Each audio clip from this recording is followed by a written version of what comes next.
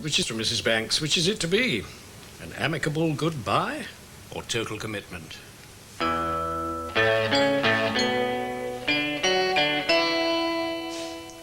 question. We've thought about this for ages. We want a family. I love my wife very much, and anything she's... The answer's yes. I want our baby. Good. Settled then. You'll come into the hospital and I'll do all I can to help you both. Thank you. Now, if you'll forgive me, I must get on. I'll leave you with Dr. Maclin. She'll explain the procedure to you. Good afternoon. Good afternoon. Bye. I can't believe it. He said yes. Not as scary as you thought he was going to be. Oh, he had me worried a couple of times. Now, let's get down to the arrangements for admitting you to Woodbury, Mrs. Banks. You'll be under observation for a time to determine the exact moment during your monthly cycle when a laparoscopy would be worthwhile. That is when there's a possibility of an egg ready for fertilization. Do you understand what a laparoscopy entails? Yes, Dr. Aspinall did explain it to me, and I've read about it. It's the operation for removing an egg from the womb. That's right. It's quite simple and straightforward for the patient, really. The surgeon simply introduces a special needle into the womb through the abdomen and by a process of suction collects the egg. If we're lucky, you'll have been informed straight away, Mr. Banks, to be ready to come into hospital. Yes, I know about that. And the egg is then put into a sterilised dish with your husband's semen, and we just wait. How long before we know? Oh, it varies, not too long, 3 or 4 days, perhaps earlier than that. If fertilisation takes place, then they just pop the embryo back inside and you're just another pregnant mum. Oh, that's wonderful. Yes, well, I've simplified things a bit, cut corners. And the whole thing will be explained to you as you go along, but it's difficult to give you the whole picture here and now. She does have an anaesthetic, does she, when they put that needle in? I'll make sure she does. 22,000 quid. That's chicken's feed. Yes, I know. Well, time to stuff it. But maybe, man, Maybe nothing, man. Look, if I get lumbered with it now. So, a house is a house, right? You don't go giving it away. Yeah, but he's offering me straight cash, Sid. Yeah, but not enough. Look, I just want to get rid of that place. I can't walk through that door without being reminded of it. I just want to unload it, you know? Well, that's your funeral. That mortgage, it's really crippling me, man. I've had but it. I can talk about mortgage. Just leave it, Sid. Yeah, but I can give you a hand. Just leave it, Sid, okay? I've just had it. Where's Sharon? She's gone to the Hunters. What for? You know, rehabilitation. Oh, they're not going to go through with that, are they? You making noises, kid? What's the go-call going to come with the Reddies? Well, if they don't, someone else will, won't they? I mean, it's a 12-year outlet, isn't it? And that's not the only thing they're on about, either. Who? Go-call. They're on about Sharon going to head office. Oh, she'll never go for that. Well, don't take bets on that, mate, I tell you. Well, here we go again. Yeah, but still, it won't be so bad. Not for us, really, will it? How do you come to that? Well, I mean, if she has to go, we're sort of in the front line, aren't we? Front runners. Us? Us, yeah. I mean, this fella Banks is a pushover compared to Reg Lamont. Well, I'm not going to have it for a start, mate, I'll tell you that. Well, I wouldn't mind it, mate. Tell you what, I could make a bit of an empire here. I'd have that office altered for a start off. New teak desk, carpets on the floor, nice little bird doing the typing. Be the making of me, that. Yeah, you're counting your chickens again, Sid. No, I'm just sitting on the nest, sunshine, and waiting to see what hatches out. Sure, he didn't leave a message? No, no message at all. Thank you.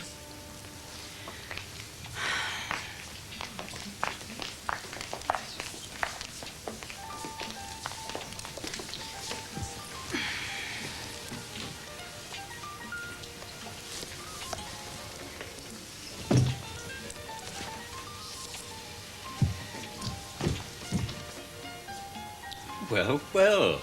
It's a long time since I've seen you reading a book. Well, I thought I'd better develop some extramarital interests now that I'm living with a person who seems to vanish in the night. I left a message on the dressing room table. 2 words. Back tomorrow. And here I am. Would you like me to leave you a message like that? Oh, of course, I realize that I used to vanish in the night quite frequently, but now that I've stopped, are you going to start? Do you think I've been playing around? No. But you might be trying to. I went to London to confer with my solicitors. You don't believe me? It was about the casino which Georgina Moran inherited and for which I made a contingency bid. The young lady is trying to renege on her acceptance. I saw to it that my solicitors will compel her to honor my bid. Cradle snatching? What? Robbing young girls of their inheritance? Business, Val, business. Anyway, how did you fill in the night? Oh, very pleasurably. Yes, I met the most charming young man in the bar, and we had a few drinks together. Oh, good. Hate to think that you'd have missed me. Well, that would have been rather difficult, really, because you were the main topic of conversation when the young man took me into town for dinner. Couldn't hear enough about you. And he was a wonderful listener. So much so, in fact, that we'd almost got to the cheese before I thought to ask him his name. Oh? It was Richard Lord.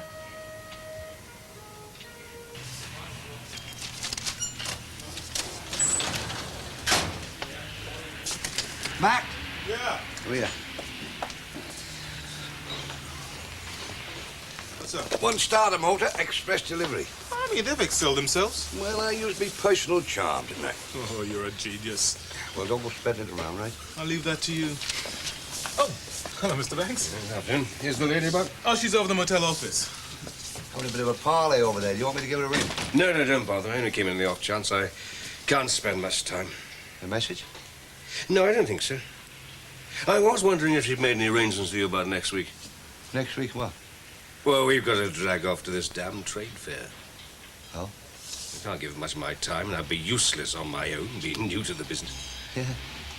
I didn't know anything about there was one on or anything. Oh, Brussels.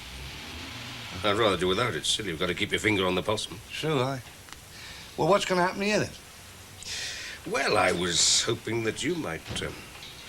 Well, I can fix this, that's no problem. Well, I mean, it'll be a lot more work for me, but I'll manage. Well, you have Mac to help you. Yeah, well, he's not a lot of good in here, my Mac. He's all right out there, but in here... Oh, well, I'll see you don't lose out by it. Bring us back a stick of rock, that'll do. Anyway, it might be a good idea, you know. Sort of a trial run, just in case Sharon goes. No. What are you talking about? Well, they've been making a few sort of, inquiries and then about her going into head office. Are you sure? I was here when the phone went. I haven't let anything out of the bag, have I? No, I'm glad you told me. I'd hate to lose her. Well, yeah, but listen, this week in Brussels, might do the trick.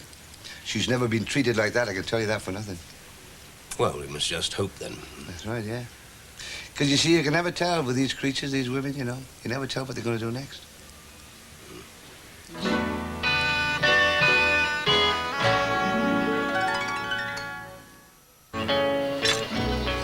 Anyway, it was having Dr. Maclin there that made all the difference. Once I saw her, I just knew it was going to be all right. Yeah, the surgeon was a bit late coming. He was behind on his appointments. But when he came in, he was really nice, very quiet there, wasn't he? Yeah, I thought he'd come charging in like some politician on election night with a crowd of students behind him. Yeah, he was marvellous, though. He chatted to us, put us at our ease, Mind you, the way he was looking at us, I don't think we could have fooled him. If we'd had anything to hide or had any doubts or anything, I think he'd have sent us packing. The main thing is we've been accepted, and Glenn goes in as soon as there's a bed free. Oh, good. Good? Is that all you can say? Aren't you excited? One of us has to keep calm. Of course I'm excited. I'm very happy for you, love. I don't know, I feel like going out and celebrating. What can we do? Go and have a meal somewhere? Well, why don't we celebrate here? I've got a nice chicken ready to put in the oven and a bottle of wine. What would you have done if they turned us down? Oh, served it up, of course. We've still got to eat, haven't we? Yes, agreed. Mind you, neither of our wives can be said to be invariably eager to serve our slightest whim. They might object. Not if we do it smoothly. And get out of range before they start shooting. We'll have them in the consular's clutches before they know it. What do we say our pressing engagement is? Well, when you raced off last night, what did you say about that to Valerie? Nothing. She's still mad at me. And there are ways and ways of saying nothing, J. Henry. Not to Valerie, there are. Hello, Valerie. Hello, darling. I was under the impression we only said goodbye 10 minutes ago. So why the effusive greeting? Hello, Barbara. Hello, darling. It is 6:30, isn't it? Well, there's a minute to go.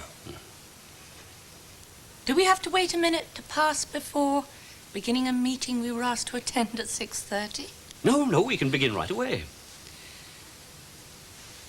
Well, it might expedite matters if someone were to say what the meeting is about. The bypass.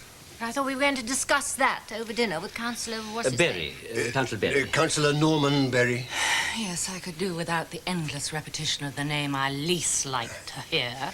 Good heavens, it's 6:30. 6:30, is it really? Don't you think it's about time our charming wives got dressed for dinner? Remembering our mission tonight is to soothe the councillor's ruffled feathers. And to get them to point the bypass away from the motel grounds. Well, yes, I suppose we could go and get ready for dinner. Yes. Splendid. Right, off you go then. Well, isn't it time that you two got ready for dinner as well? No. No? Well, David has an important meeting. He can't put it off with the... Accountants. Tax. And you have... I have to be there, too. So, Good evening. Yes, good evening. And don't forget to give him champagne. Champagne? I refuse to eat with that councillor. Well, our husbands got out of it by making an excuse, so let us do the same thing. Ring up the councillor, and let's try it. You won't find him at the town hall at this hour. You better ring him at his home. I don't know his home number. Anyway, why should I need a home number for a man like that? Look in the directory. Valerie, you wouldn't like to, well, have dinner with him on your own? Entertain him without you? Oh, no, my dear. Oh, come on, Barbara. Our husbands are depending on us. And besides, if you're as terrified of this man as you say you are, I'd rather like to meet him and find out why. He might be just my type. Has Dobson said anything to you about next door? How do you mean? Well, you know he's been looking over it. Why should he be interested in that? Oh, why shouldn't he? You know it's money, of course. Put the chicken in. Mark, listen, if that's the motel, I'm not here. I don't want you to tell lies. They're doing it tonight. Hello? Oh, hello, Kath. It's Sally. Oh, hello, Sally. How are you? Top of the world. Oh, God. Is Kevin there? Yes, he is. Just a minute. I'll get him. It's your mother. What now? Nothing to say. Hello, Mum. Hello, dear. What's the problem? No problem. Oh, that makes a change. Are you doing anything? When? Tonight. Not really. Oh, good. Why? What's up? Well, it's your father. Dad, what's... No. He's just a bit down in the dumps. Oh, it's not like him. Well, he works too hard, and I thought it might make a change if we all had an evening together. You know, buck him up a bit. Can you come? Hang on. Can we go over? When? Round about now. What for? Nothing in particular. Is that what she's ringing up for? That's funny, isn't it? Oh, do I say yes or no? Oh, I don't know. The chicken. Oh, that's all right. If you like. Yeah, okay, that's fine. Oh, good. We haven't got to dress up, have we? No, don't be silly. know you. Just family, nice and cosy. Bring Kath. I'll ask. Right, well, I'll see you later then. Look, your father said he'd be home about 7, so try and get here before he does. Oh, okay. Ta-ra a bit. Bye, darling.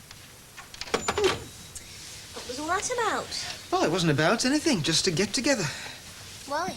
Well, why not, for pity's sake? That's what families used to do, see one another. I don't know where all that's gone. Oh, she said something about Dad being on a bit of a downer. Thought it might buck him up. Good for her. She's asked if you'll come as well. Oh. Rally round, Mum.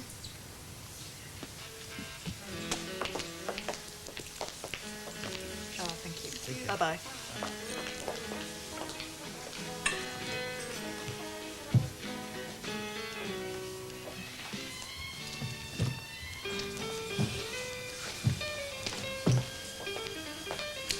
I am Councillor Berry.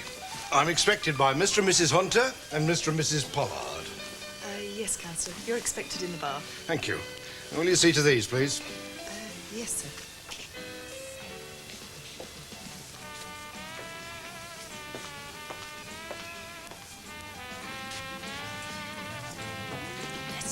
approaching in a horse and hound suit.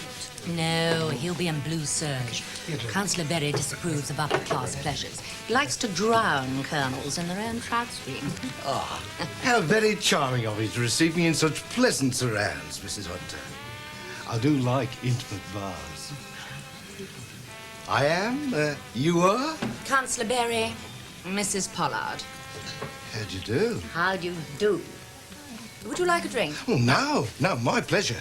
Drink up what you've got, and I'll take care of the next one. No, if the motel's too...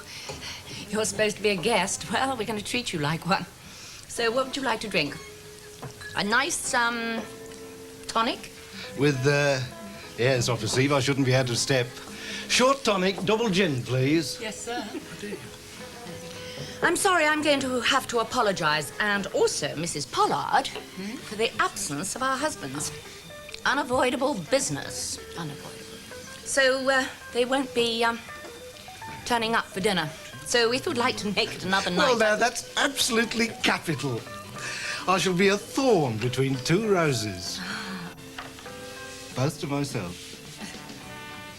I'm so glad you could make it before he got home. He's not ill, is he? Oh, no.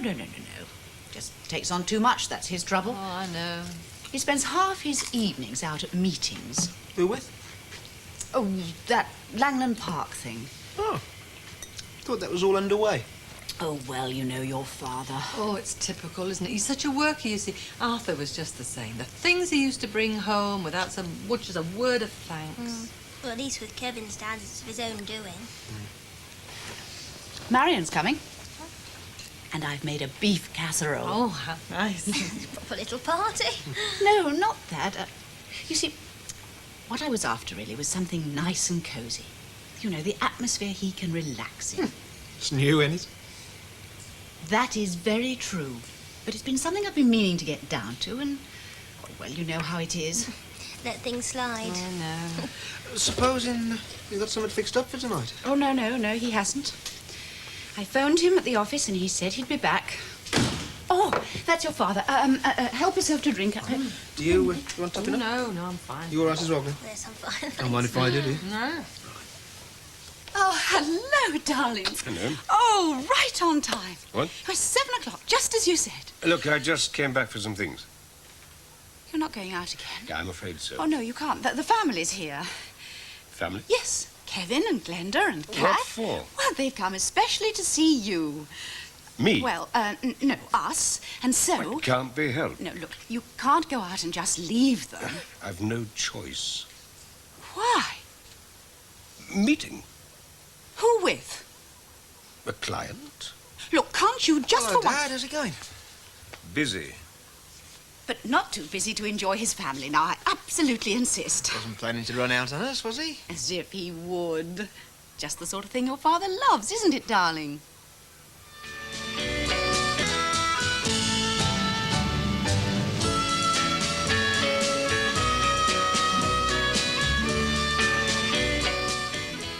There you are. Oh, isn't this nice? Makes a change to settle down early. Meetings, indeed. I don't know what you can be thinking of.